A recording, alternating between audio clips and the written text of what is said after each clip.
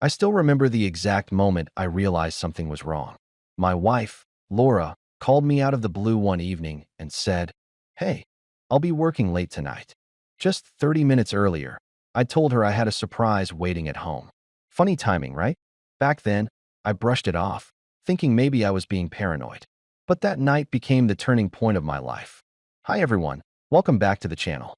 If you enjoy stories about real life, betrayal, and the unexpected turns people never see coming, hit that subscribe button, drop a like, and share your thoughts in the comments below. Now, let me tell you how everything began. The night my marriage turned into a mystery I didn't know I was already solving.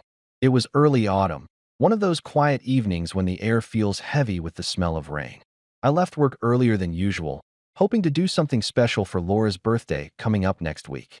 She'd been distant lately, distracted, her laughter thinner somehow. I told myself she was just tired from work. I wanted to remind her of us, the couple who used to stay up until midnight watching old movies and talking about everything. So, I stopped by a small jewelry store near downtown. The woman behind the counter smiled and said, "Buying something for someone special?" I nodded and picked out a delicate gold bracelet, simple but elegant, something I thought she'd love. I planned a quiet dinner, just the two of us, candles, wine, her favorite pasta. As I drove home, I imagined her face lighting up like it used to. When I got home, I texted her, "Got something for you tonight. Can't wait for you to see it." No reply. 15 minutes later, she called, her tone detached. "I'll be working late, don't wait up." My smile froze. "Late?" I asked. "Yeah," she said flatly. "A few projects came up. Go ahead and eat without me." She hung up before I could answer. I stood there, phone in hand, staring at her contact photo, trying to convince myself I was overthinking. But something in her voice wasn't right. Too rehearsed, too polished. I tried to distract myself. I cooked dinner anyway, poured a glass of wine, and waited. Hours passed. Her location on the phone said she was near a business hotel on the other side of town. I knew that place. It wasn't near her office. I told myself she could be meeting clients, but a cold weight pressed against my chest. At midnight, I sent her another text. "Everything okay?" No answer.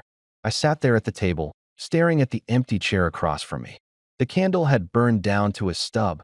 The wine had gone warm. I thought of all those little gestures that used to mean something.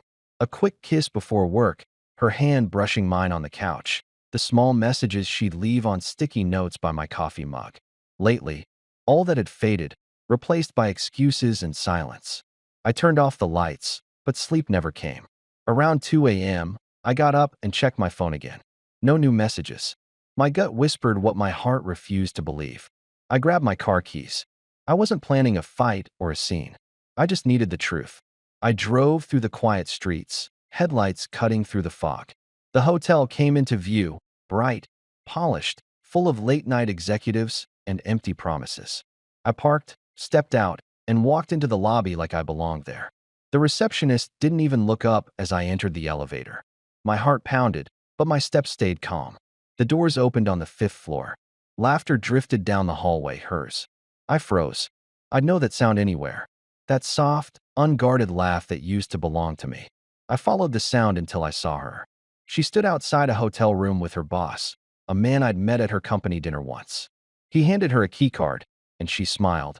That same smile I hadn't seen in months. The bracelet box in my pocket suddenly felt heavier than stone. I didn't rush forward. I didn't shout. I just stood there, watching, memorizing every second. When she opened the door, I stepped out of the shadow and said quietly, "You forgot your late-night report, Laura."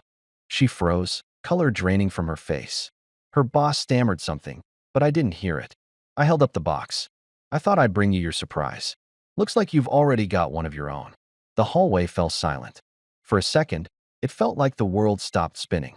Laura's face turned pale as if the color had been washed out of her completely.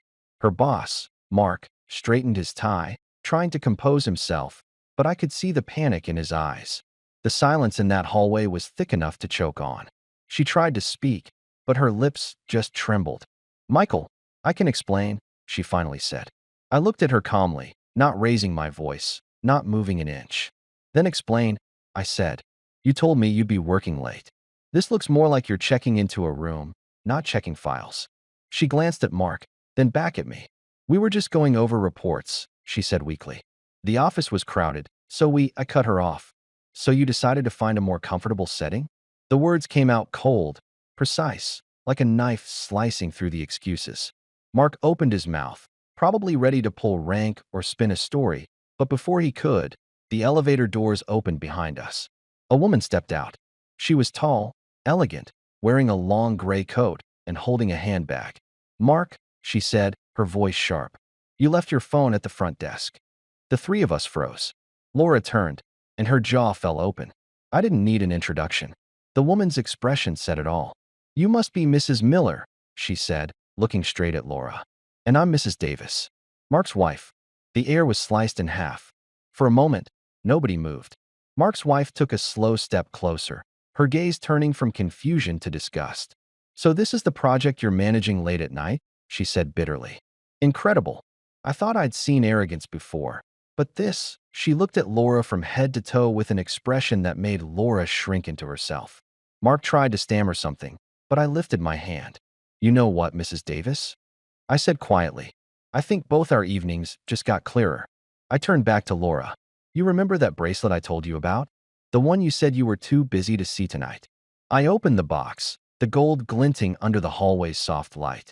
This was supposed to remind you of us. Now it's just proof that I was the last person in this marriage to believe in it. Her eyes filled with tears, but I didn't feel pity. I felt something sharper, cleaner, a strange calm that comes when the illusion finally breaks. Michael, please, she whispered, reaching toward me. It's not what it looks like. I let out a soft laugh. Laura, for once, it looks exactly like what it is.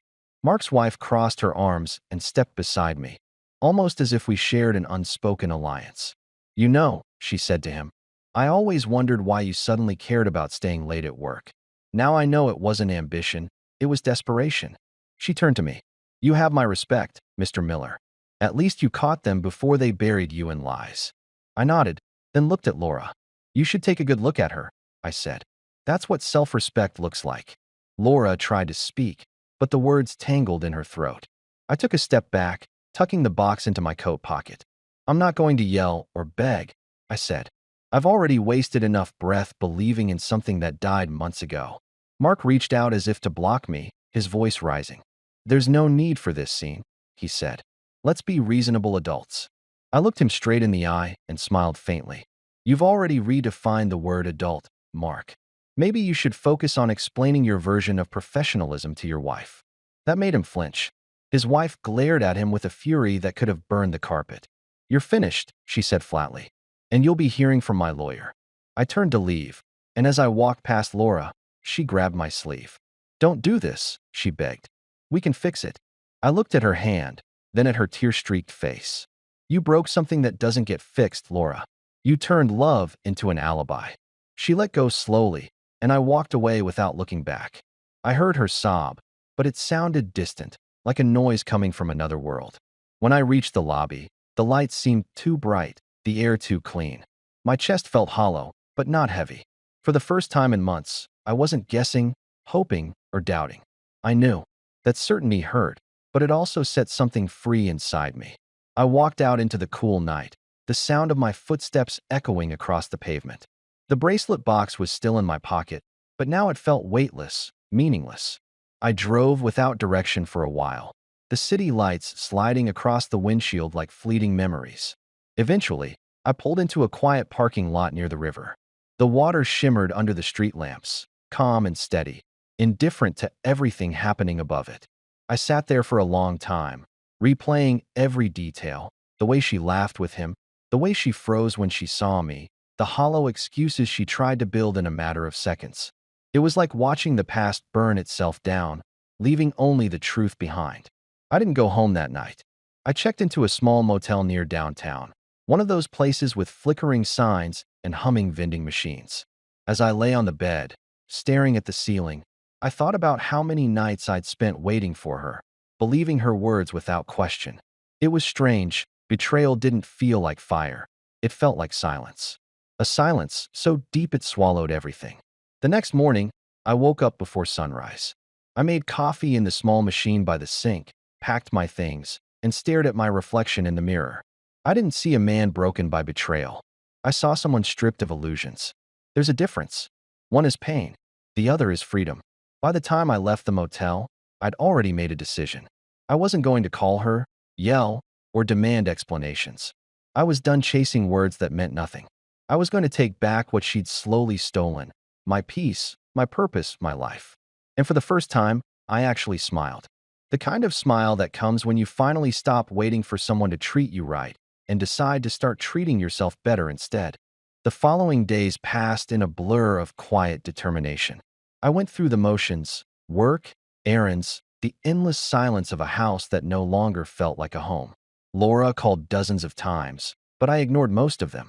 I didn't want to hear apologies shaped like excuses. On the third morning, I finally answered, not out of curiosity, but to end the noise. Her voice was trembling, soft, desperate. "Michael, please, we need to talk. I made a mistake."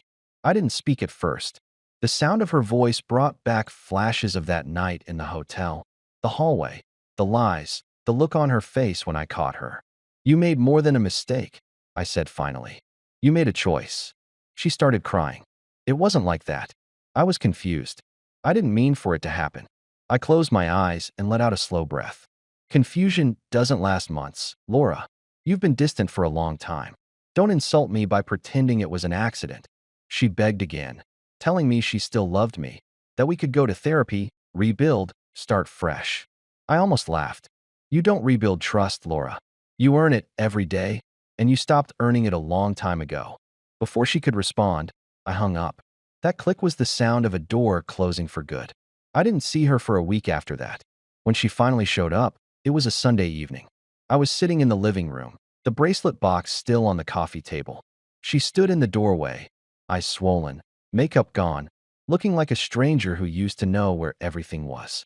"Michael," she whispered, "I can't sleep. I can't think. I don't know what I was doing. Please, let me explain." I didn't stop her, but I didn't offer comfort either. She started pacing, talking fast, words tumbling out. She said she felt unseen, that the routine had swallowed her, that when Mark started paying attention, it filled the emptiness she didn't even realize she had. "I thought it meant something," she said, tears streaking down her face. "But when I saw you in that hallway, I realized what I'd done." I leaned back in my chair and looked at her calmly. "You realized it because you got caught, not because you suddenly found your conscience." She winced. "That's not true," she said, voice cracking. "I've been hating myself every second since that night." I picked up the bracelet box and opened it. The gold glinted under the lamplight. "You know what's strange, Laura?" I said. "I still think this is beautiful, but I can't imagine you wearing it now. It's too honest for you." She knelt in front of me, crying harder, clutching my hands. "Please, Michael, I love you. We've built a life together. Don't throw it away." I looked at her fingers wrapped around mine, then slowly pulled away. "You already threw it away," I said. "You just didn't notice until now." She lowered her head, sobbing silently. For a brief second, I felt the echo of what I used to feel for her, the tenderness, the familiarity, but it was gone as quickly as it came. That night, she left the house for the last time. I didn't watch her go. The next morning, I took the bracelet back to the jewelry store. The same saleswoman recognized me immediately. "Did she like it?" she asked with a bright smile. I hesitated, then said, "She never got the chance to." I asked for a refund. The woman looked confused but didn't ask questions. When she handed me the cash, she said gently, "Sometimes it's better to let go of the gift than to hold on to the memory." I nodded. She was right. With that money, I did something I'd been postponing for years. I registered a business. My own IT consulting firm, small, personal, focused on helping local clinics and small businesses. I used to tell Laura about my dream of starting it one day. She always said it was too risky, that I was better off staying where I was, that stability mattered more than ambition. But now, I had nothing left to lose. I worked day and night, pouring everything I had into making it real.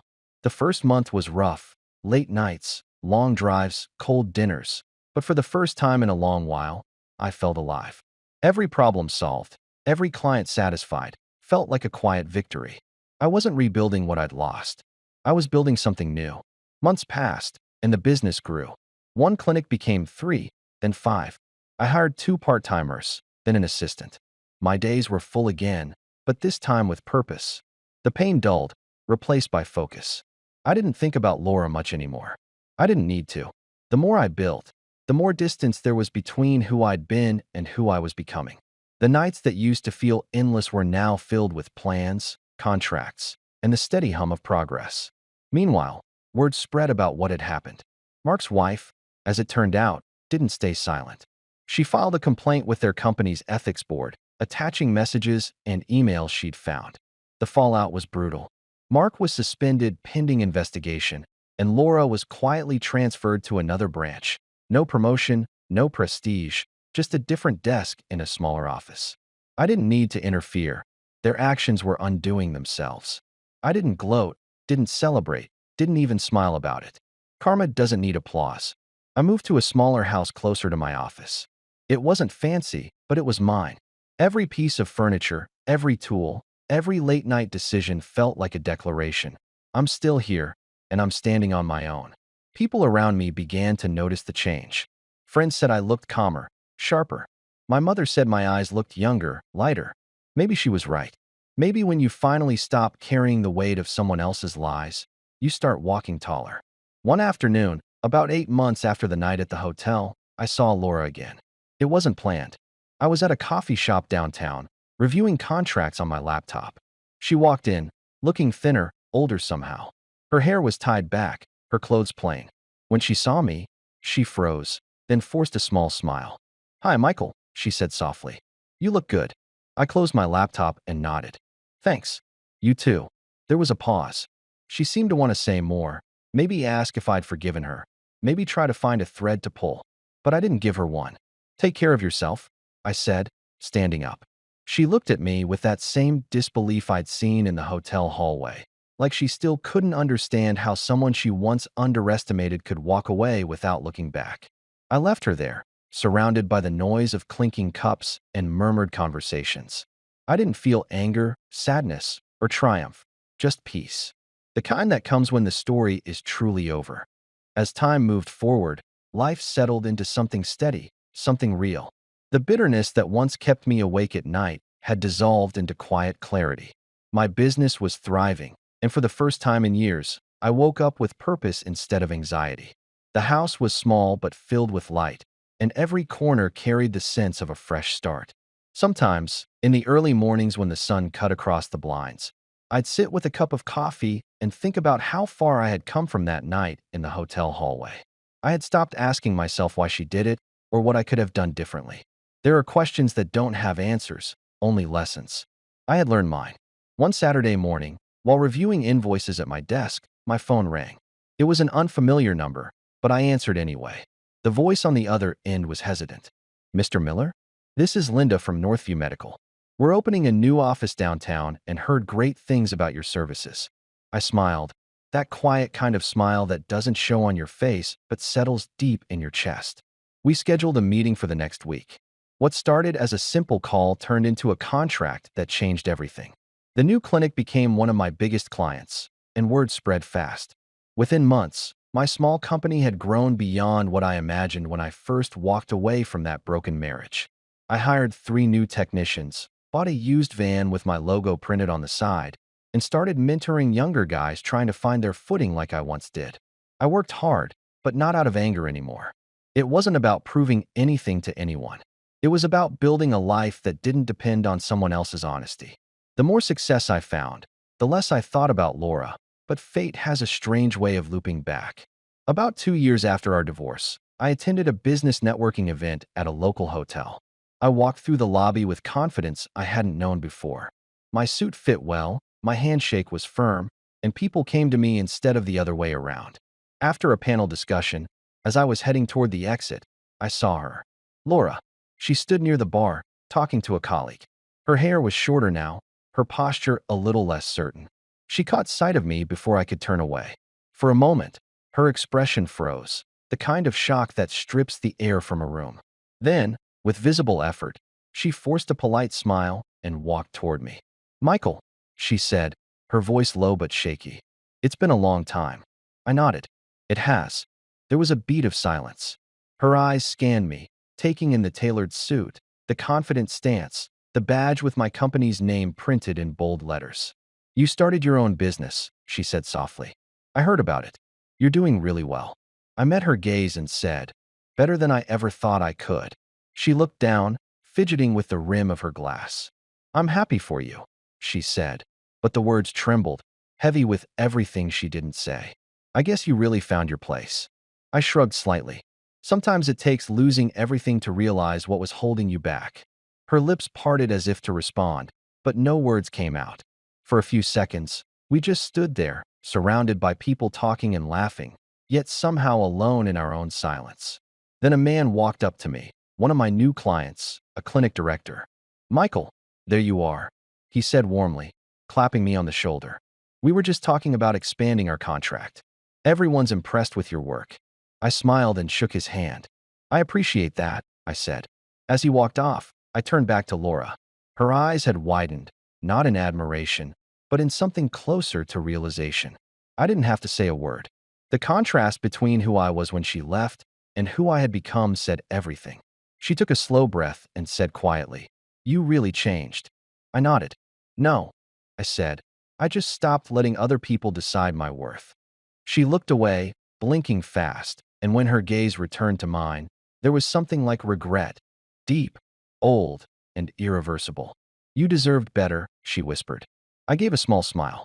I finally gave it to myself. I turned to leave. She called after me softly, "Michael, wait." I stopped but didn't turn around. "Yes." There was a pause, and then she said, "I'm sorry." I didn't answer. There was nothing left to say. As I walked out of the hotel, the evening air hit me with a cool rush, and I realized I felt nothing but peace. No anger, no satisfaction, just quiet closure. Some endings don't need fireworks. Sometimes the calm after the storm is victory enough. Over the next few years, the business continued to grow. I opened a small office downtown, hired a full team, and started mentoring young entrepreneurs who reminded me of myself.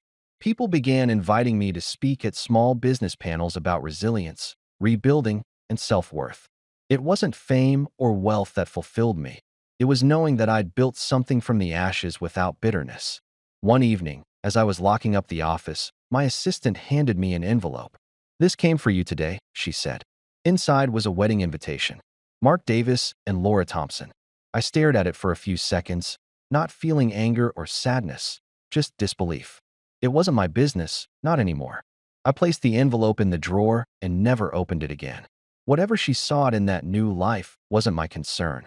My chapter with her was long over. Years later, I still sometimes think about that night, the bracelet, the hallway, the shock on her face.